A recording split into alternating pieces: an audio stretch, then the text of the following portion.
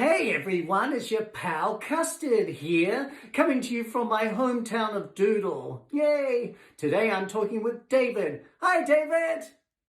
How's it going, Custard? I'm really great, how are you? Yeah, not bad, thank you. Stuck at home, but I'm okay. Where is home for you? Well, home's in Murray's Bay on the North Shore in Auckland. Oh, nice. Murray's Bay Beach. Like it. Yes, beaches, but yes. So David has a really cool job, everyone. David, can you tell everyone what it is you do? Yeah, you might see, everybody, that I am holding an instrument here when I play in an orchestra, and this is called a French horn. Oh, wow, so that's a French horn. Oh, can we please have a listen to what it sounds like? Let's hear it, eh? Yes, please. Wait.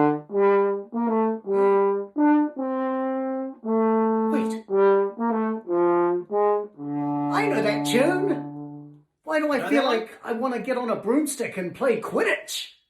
Yeah, that's it. It's Harry Potter. Ha! That's so cool.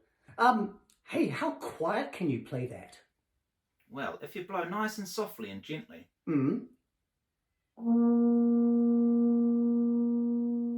That's so pretty. Yeah. Huh. Well, how loud can you play it? I knew you were going to ask. Block your ears, everybody. Okay. Whoa. Wow, that was loud. I think my That was loud socks are here, somewhere too. over there. Yeah. That's awesome. Hey, could you please tell me, I'm asking for a friend, what's the difference between a French horn and a foghorn? No, well, the last sound I made, not very much. But no, we can make a beautiful sound on a horn. How about this one?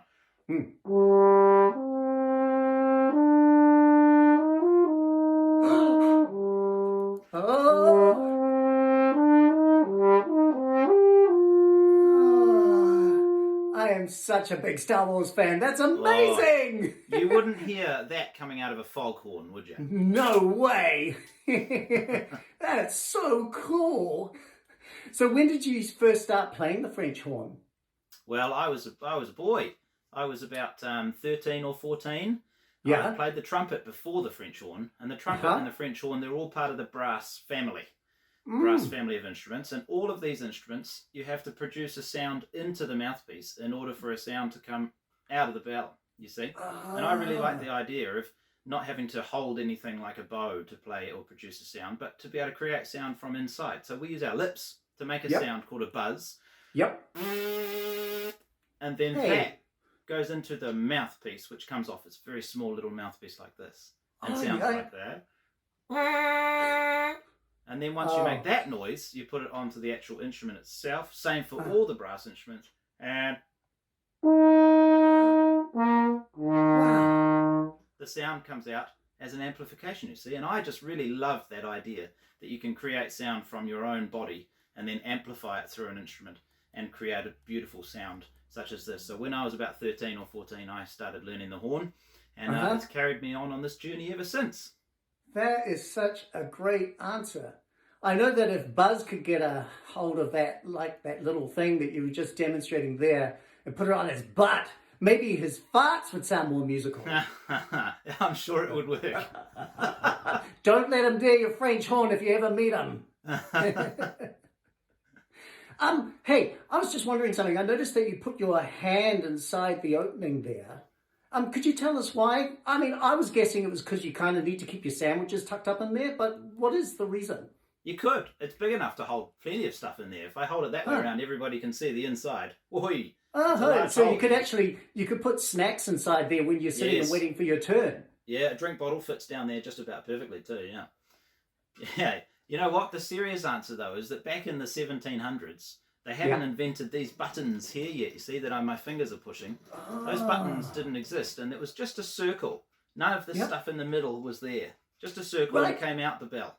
So what they would do is they would sit on the back of their horseback, and we would be a hunting horn. And as we went off riding, off to find our rabbits or something, or pigs that we were hunting, someone would then indicate that they saw a pig on the right. So everybody...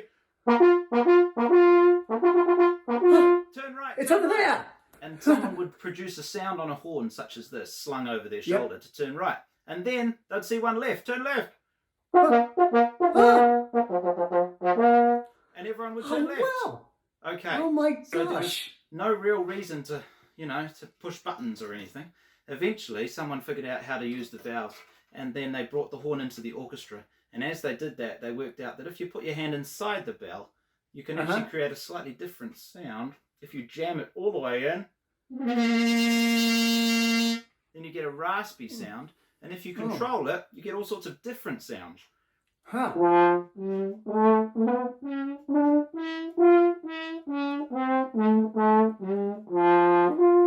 So you can actually play a whole scale by moving your hand in and out of the bell. These days we have the valves, so we don't have to do that so much. But we do use our hand in there to stop the sound and make it all raspy. Is the straight I just answer. want to get on a horse and go charging off somewhere. Yeah, we used to be amazing. ridden on the back of a horse and charging away through the forest and calling out to everybody.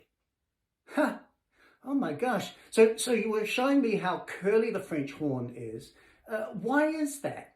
Well, I mean, can you see all these curls? There's probably 20 or 30 different curls wrapped up here. If you were to straighten out all of these pipes and put them into one long line, then it would just disappear down the hallway, down throughout the door, out your front door, and sit by the end of the deck somewhere out there by the front door. So it could go up to about 18 foot long. 18 feet long? Yeah, so it couldn't play an instrument like that. Otherwise, you just couldn't get it through the front door, could you?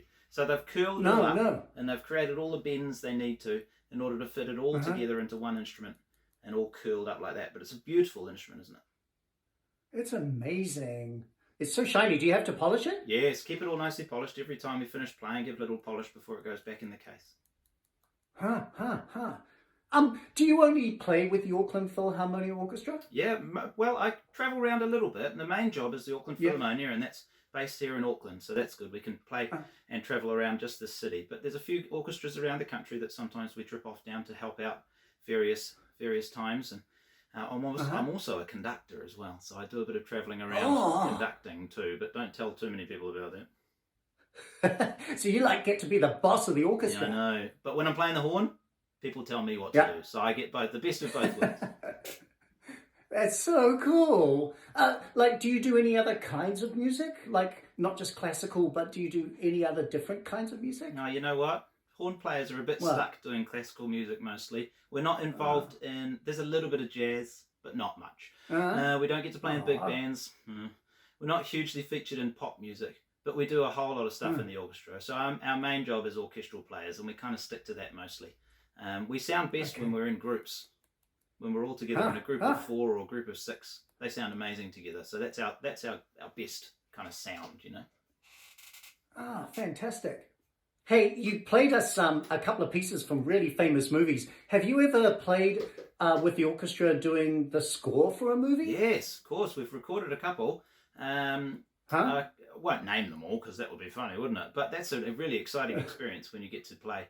The last one we did, we had 12 horns together. And we were doubling up all the things we did, so it ended up sounding like about 36 horns all playing at the same time by the time we'd finished recording all the big tunes. But horns are very prominent in orchestral scores for film, definitely.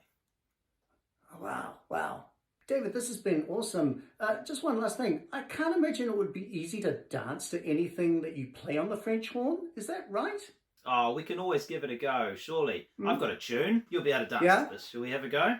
Yeah. Let's try. Here we go.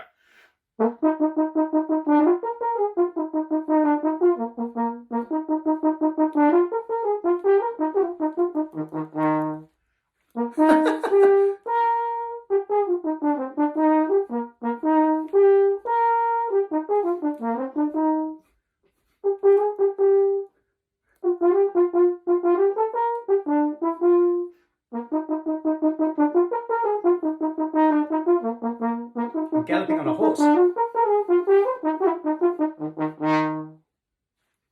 I feel so royal. Yes. That was amazing. Fabulous. Good dancing too. Really good. Oh, thanks. Yeah, that was so much fun. Well, listen, David, it's been so great meeting you. Thank you so much for sharing your musical knowledge and your talent with us. I've had a lot of fun. It's very nice to meet you too. Well, we must do this again sometime. Would you like to play something as an outro for us? Oh, why not? How about one more movie tune? How about a little bit of Lord of the Rings? Yes, please.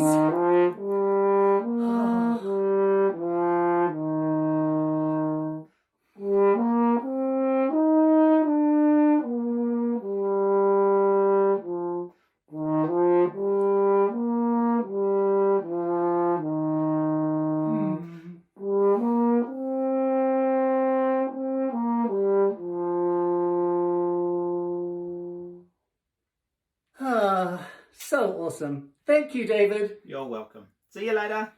See you later. Take care.